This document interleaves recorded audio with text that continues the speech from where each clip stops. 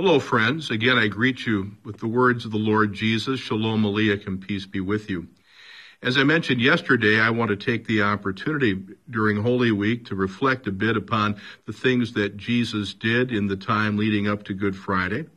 And today is Monday in Holy Week. And if you read the sequence of events as we find it in Mark's Gospel, we see that Jesus comes back to the Temple Mount and proceeds to drive out the money changers and those involved in the exchange trade in the outer court of the temples. And by the way, that business was set up primarily to be as a convenience for worshipers going to the temple. They wouldn't have to hunt for things to offer as sacrifice, and they could get their money exchanged right on the spot, kind of one-stop shopping. But Jesus was not terribly taken by that sort of exercise of religion in the outer courts of the temple. You know, people say maybe it was the commercialism, but not as much that as it was the fact that it was an affront to the purpose of the temple in the first place. Jesus said, "It is written, my house shall be a house of prayer for the nations. You have made it a den of robbers."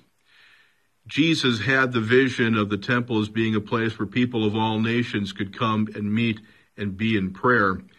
What Jesus does here on this first day after Palm Sunday is send a direct message to the people that were running the temple, Caiaphas, Annas, and the rest of that family, that their form of worship for God was an affront and it would eventually pass away.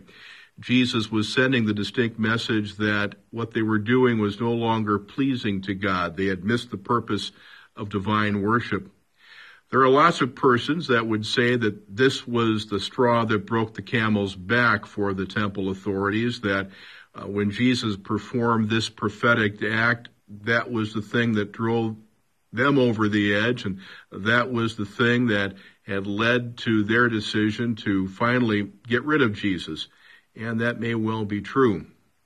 Jesus made the prophetic act of turning over the money-changing tables and letting the persons in charge of worship knowing that their form of worship would eventually pass, that it was no longer pleasing to God.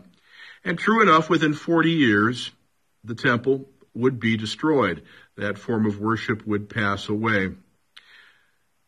Until we meet again, Shalom Aleichem, peace be with you.